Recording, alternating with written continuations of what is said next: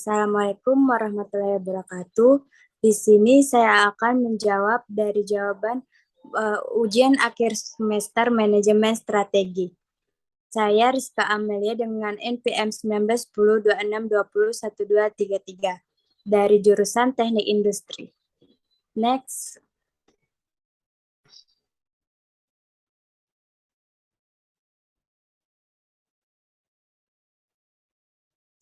Nah, perencanaan, pelaksanaan, dan evaluasi strategi. Next. Perencanaan, pelaksanaan, dan evaluasi strategi, pengertiannya yaitu 1.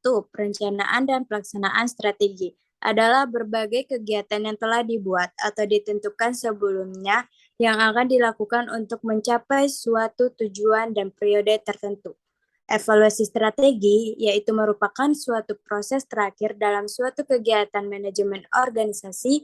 Kegiatan evaluasi dilakukan untuk menilai dan mencermati apakah strategis yang telah dirumuskan berjalan dengan baik atau tidak.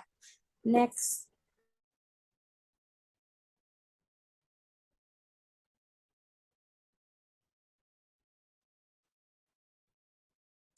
Tujuan dan manfaat yaitu memberikan pedoman yang sesuai untuk kegiatan organisasi dengan menggunakan perencanaan strategis.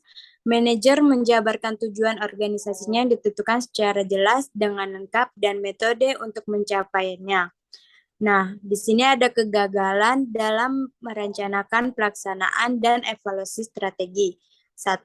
Kegagalan dari perencanaan dan pelaksanaan strategi, yaitu strategi tanpa arah.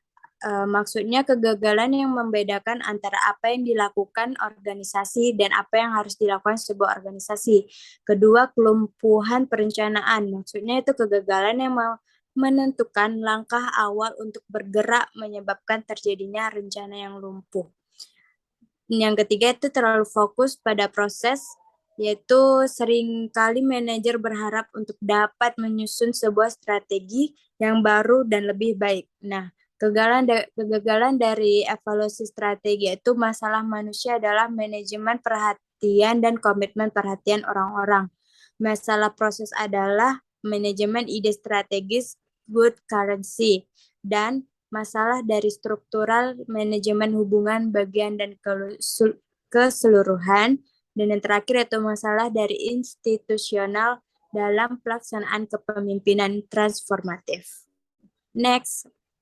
Nah, saya akan menjelaskan tentang implementasi strategi, yaitu tahapan setelah pelaksanaannya formulasi strategi. Implementasi strategi sebaik mungkin formulasi strategi yang didasarkan pada analisis lingkungan untuk mencapai tujuan yang diinginkan, tetapi menjadi sekedar retorika belaka jika ia tidak mampu diimplementasikan dengan baik. Next. Berbagai kemungkinan formulasi dan implementasi strategi, yaitu ada success, roulette, trouble, failure. Next. Analisis implementasi strategi.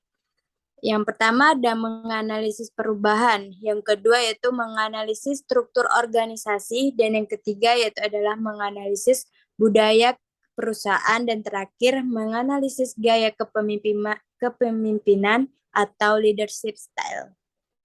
Next.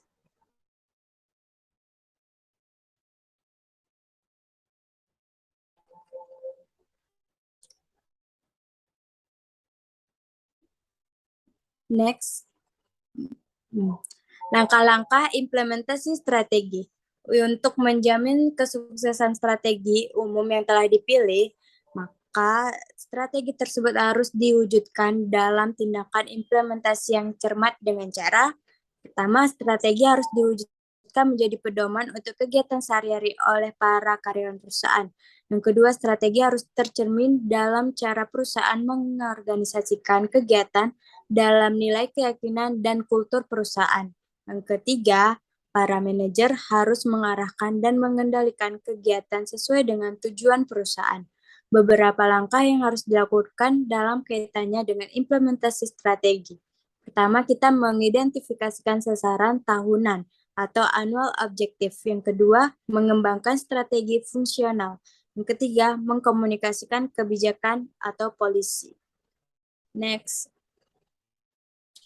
Lanjut ke pembahasan tentang pengendalian dan evaluasi strategi. Next. Secara umum, pengendalian didefinisikan sebagai tindakan untuk membuat sesuatu yang terjadi sesuai dengan apa yang direncanakan sebelumnya. Sedangkan pengendalian strategi adalah suatu jenis khusus dari pengendalian organisasi yang fokusnya lebih pada pemantauan dan pengevaluasi proses. Nah, dalam pendekatan strategi, kita mengenal dua pendekatan utama, yaitu pendekatan tradisional dan pendekatan strategi yang adaptif. Yang pertama, pengendalian strategi tradisional mengikuti 3 langkah umum, yaitu mengukur kinerja perusahaan membandingkan hasil pengukuran kerja. Dan yang kedua yaitu perusahaan terhadap standar yang ada, yaitu melakukan tindakan perbaikan yang dianggap perlu untuk memastikan bahwa kejadian yang direncanakan benar-benar terwujud. Next. Evaluasi strategi didefinisikan sebagai tahap proses manajemen strategi di mana manajer puncak mencoba menjamin bahwa strategi yang mereka pilih terlaksana dengan tepat dan mencapai tujuan perusahaan. Adapun langkah-langkah dari evaluasi strategi itu yang pertama, menggariskan sasaran prestasi kerja, standar dan batas toleransi untuk di rencana pelaksanaan. Yang kedua, mengukur posisi sesungguhnya. Yang ketiga, ada menganalisa penyimpanan dari batas toleransi yang dapat diterima. Dan yang keempat, yaitu melaksanakan modifikasi jika perlu dan layak. Nah, ada hakikat evaluasi strategi, itu proses manajemen strategi yang menghasilkan keputusan yang dapat mempunyai konsekuensi yang signifikan. Next.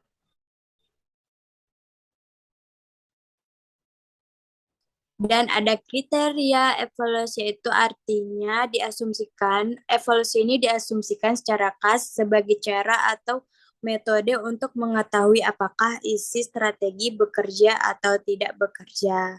Nah, ada kriteria kuantitatif, yaitu dalam mencoba mengevaluasi strategi perusahaan secara kuantitatif, dapat dilihat dengan bagaimana prestasi perusahaan dibandingkan dengan apa yang dilakukan di masa lampau.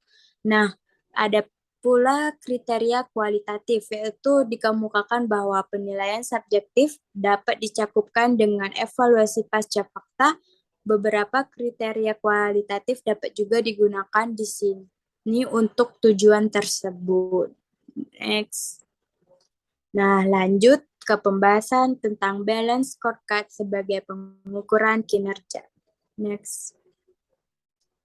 Pengertian dan definisi. Adapun menurut Kaplan dan Norton tahun 1992 mempublikasikan pertama kali tentang balance scorecard atau BSC yang kemudian berkembang pesat, dan sampai akhir ini Kaplan telah melembagakan BSC yang mempublikasikan hasil pengamatannya setiap tahun.